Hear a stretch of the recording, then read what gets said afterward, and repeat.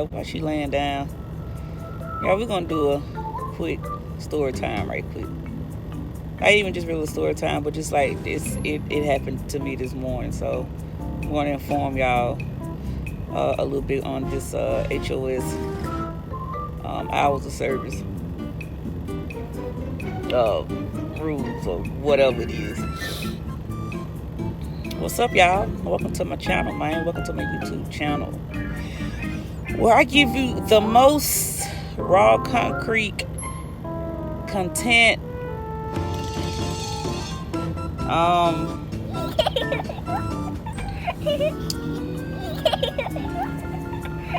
information as possible. That makes sense. Yeah, I'm still in the sleeper. So let me tell you what happened to me this morning.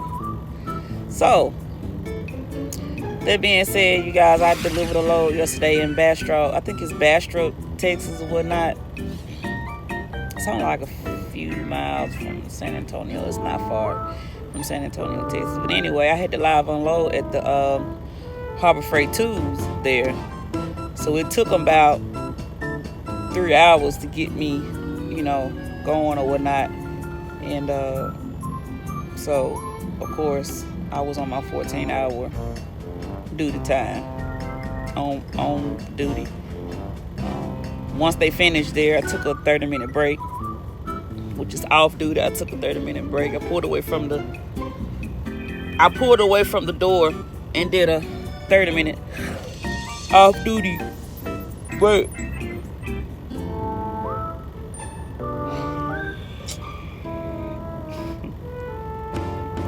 I did that, so they didn't give me enough time because I ran out. My 14 kind of caught up with my 11-hour drive. All right, so boom. Once they finished, I headed out coming down to Weslaco, Texas, and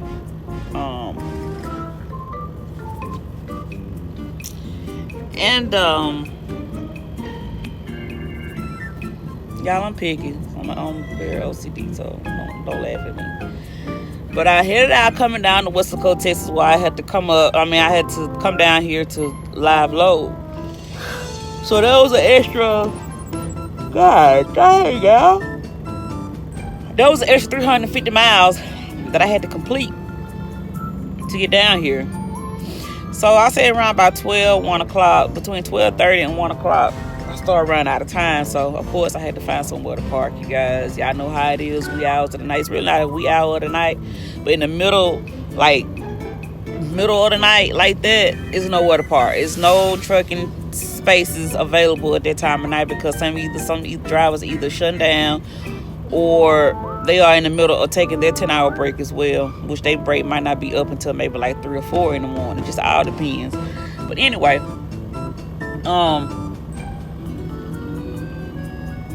I ran out of time, pulled in, truck stop, the Loves, off of Interstate 2.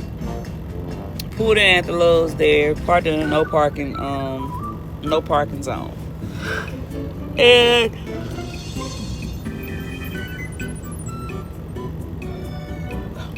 okay, I gotta stop. Okay. And y'all didn't know yawning contagious. And I pulled into a no parking spot, okay, you guys. I was at the Lowe's on their premises.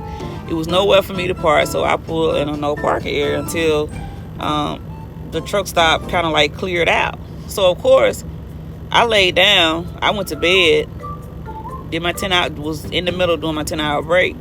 And at my almost 6-hour in on my 10-hour break, I get a knock on my door. So I already knew, like, it was either get up and move. It was somebody asking me to move my truck. And sure enough, it was security. Woke me up in the middle of my sleep, asking me to move into a parking spot, right? So you guys keep in mind that this truck stop is like big as a fucking fairground. Like, literally. Y'all know everything in Texas is big. So I got up, moved my truck, literally from one side over to the next side, just to get in the parking spot. It wasn't one close to me, to where I was parking, so I had to go down on the other end and park.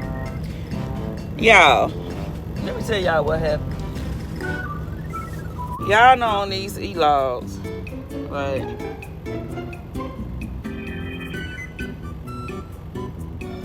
Y'all see what I'm doing?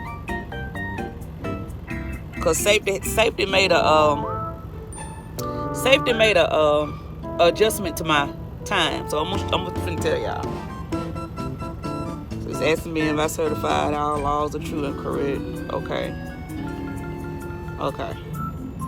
So y'all see this, right? 9 hours and 35 minutes of consecutive time off, right? Y'all see that? I wish I would have recorded before safety edited my logs. But anyway, y'all, I went from one side of the parking lot to the other side to move in a parking spot, and literally it wasn't even, I don't know how much time. It might have been 1 minute, less than 1 minute. I don't know. It was quick. Normally, like when I have to do that, just move my truck, just maneuver around just a little bit, that clock won't even budge. But this time it budged, as if like I drove like 10 minutes or 5 minutes like off, like while I was in the sleeper. So it adjusted my time, so it put me in violation. So I was like, what the crap is this? So of course I had to get on the phone and I had to call safety, and I told him, what happened. He was like, you know what? He said this system is not even made for intermodal drivers at all. I said, okay. So what can we do here? Like, and he was like, really, after 60 seconds of moving your vehicle, that clock will go off. Y'all, it put me in violation. Started my time over from my 6. I had already been in 6 hours. Started my time and put me in violation. So I was confused. Beforehand, it's never done that. So I just want you guys to be mindful, because they changed it. He had to go in and edit my logs, because he saw where I didn't move nowhere. I'm in the same spot. Nothing happened.